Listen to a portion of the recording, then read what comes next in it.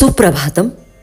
महेश्वरच्या कर्तव्यकुशल महाराणीनं राघोबांना चांगलीच अद्दल घडवली. अनंत फंदींना परमार्थप्रवण केलं.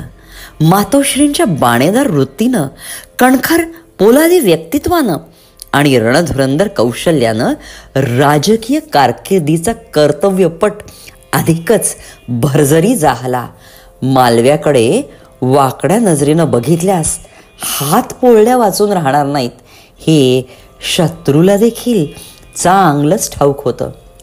राजपुतन्यातील चंद्रावतांनी 1787 साली लालसोटच्या लढाईत महाजी शिंदेंचा दारुण पराभव केला. पुढे यशाच्या बेहोशीत होळकरांच्या निंबाहेडा किल्ल्यावर आक्रमण करून तोही त्यांनी सर केला.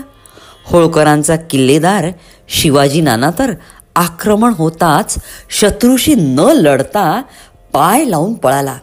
हे वृत्त मातोश्रींना कळताच त्यांनी चंद्रावतांना धडा शिकवण्यासाठी कंबर कसली.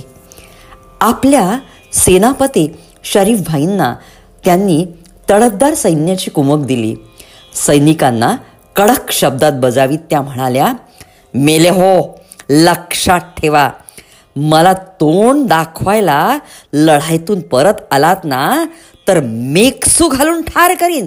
मेवाडचे होते का नव्हते एकदाचे करून टाका आणि मगच परत या. होळकरांच्या सैन्यानं पराक्रमाची शर्थ केली. चंद्रावतांचा सपशेल पराभव झाला. शरण आलेल्या सोभाग सिंगला तोफीच्या तोंडी देण्यात आलं. भवानी सिंग तर भीतीनं आधीच पळून गेला होता. अहिल्यादेवींच्या सुयोग्य रणनीतीमुळं मोहीम अगदी फत्ते जाहली. पुणे दरबारी मातोश्रींच्या युद्धनीतीचं विशेष कौतुक जाहलं. पुण्याचा दरवाजा म्हणजे नर्मदा तीरचे महिष्मती हे आम्हास आजच समजले असे उद्गार नानासाहेब फडणवीसांनी काढताच सगळ्याच सरदारांनी माना डोलवल्या. तुकोजी आणि महाजी शिंदे सतत मोहिमेच्या निमित्ते एकत्र असायचे. खरं तर तुकोजींना अहिल्यादेवी मातृस्थानी होत्या. साक्षात मल्हारी मार्तंडानं आदेश दिला तरी देखील आम्ही मातोश्रींना अंतर देणार नाही असे म्हणणारे तुकोजी पुरते महजींच्या कह्यात गेल्यावर अहिल्यादेवींनी राज्यकारभारातनं निवृत्त होऊन तीर्थयात्रेस जायला हवे अशी भाषा बोलू लागले. तुकोजींना महजींची फूस आहे हे मातोश्रींना चांगलंच ठाऊक होतं. सुभेदार मल्हारबा होळकर आपल्या फौजेचा खर्च संस्थांवर कधीच पडू देत नसत. त्यामुळे सदैव प्रजेमध्ये आबादी आबाद असायची. अहिल्याबाई देखील मल्हारबांच्याच पठडीतल्या. संस्थांचा खजिना प्रजेच्या हितासाठी, ह्याशिवाय खाजगी संपत्तीचा विनियोग लोककल्याणाकरताच व्हायला हवा असा त्यांचा आग्रह होता. तुकोजींची हिशोबातील बेशिस्त त्यांना अजिबात पटत नसे.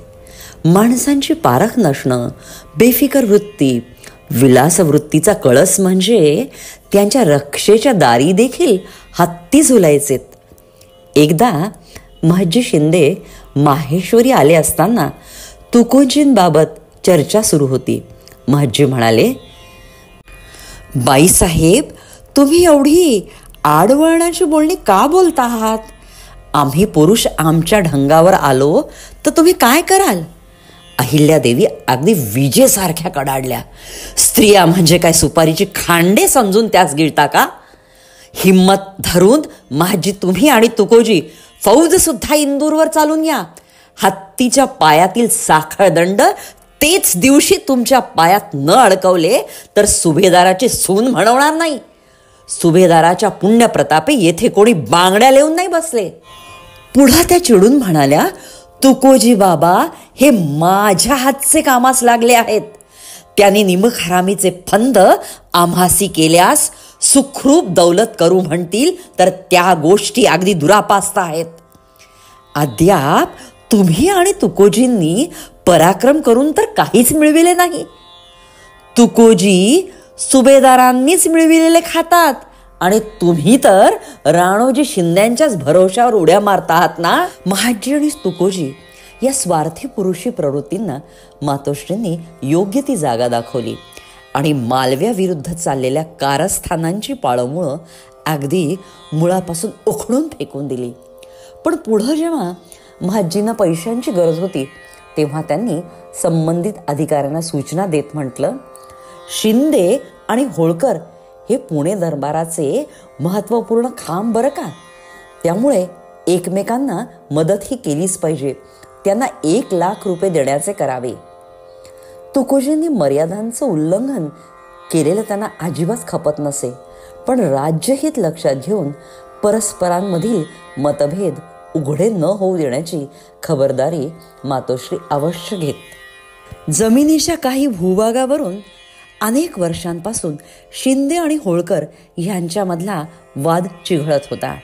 अहिल्याबाईंनी प्रकरणाची योग्य ती चौकशी केली आणि तोडगा काढीत म्हटले, आता ही जागा दोघांचीही नाही, ही जागा गोचराई रान म्हणून अबाधित राहील. असे अनेक वाद त्यांनी अगदी खुबीनं मिटवलेत. राघवांवर महाजींवर जरब बसवणाऱ्या कणखर मातोश्री तुकोजींच्या बेताल वर्तणुकीमुळं आणि त्यांच्या पत्नीच्या रखमाच्या कावेबाजपणामुळं पुरत्या वैतागल्यात. तुकोजींना आणि रखमेला खरं तर त्यांनी लेकसुनेप्रमाणे वागवलं.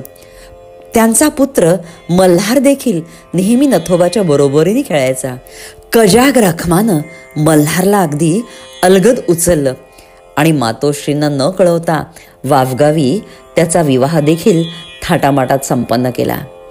मनीचं खंतावणं मुक्तेजवळ प्रगट करताना मातोश्री म्हणाल्या, मुक्ते, अगं शुभ कार्यास तर मी जातच नाही, पण शुभ वर्तमान न कळवणे इतकी कमी अभद्र आहे? माझ्या पुत्रानं आणि स्नुषेनं मला सांगू पण नाही. त्या करवादल्यात. मनस्तापानं त्यांची प्रकृती देखील खालवू लागली.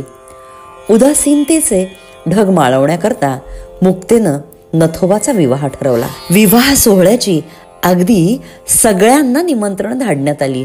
तुकोजी, रखमा, फाणस्यांकडच्या सगळ्या गोतावळ्यास, संपूर्ण होळकर परिवाराला झाडून निमंत्रण देण्यात आलीत. मातोश्रींच्या मनीची मरगळधूळ झाली. सगळे झाडून विवाहाच्या तयारीस लागले. चैतन्याला उधाण आलं. 13 वर्षांचे नथोबा आणि 11 वर्षांची चिमुरडी बाळाबाई जोडा अगदी लक्ष्मीनारायणासारखा दिसत होता. सोनपावलानं बाळाबाईनं गृहप्रवेश केला. माहेश्वरचा वाडा आनंदानं नाहून निघाला. शेष कथाभाग पुढील शृंखलेत. आपल्या तपस्सामर्थ्यानं, परमत्यागानं आणि तळपत्या तेजानं भारतीय इतिहास आणि भारतीय संस्कृती दैदिप्यमान करणाऱ्या कर्मयोगिनी देवी अहिल्याबाईंना माझे कोटी कोटी प्रणाम.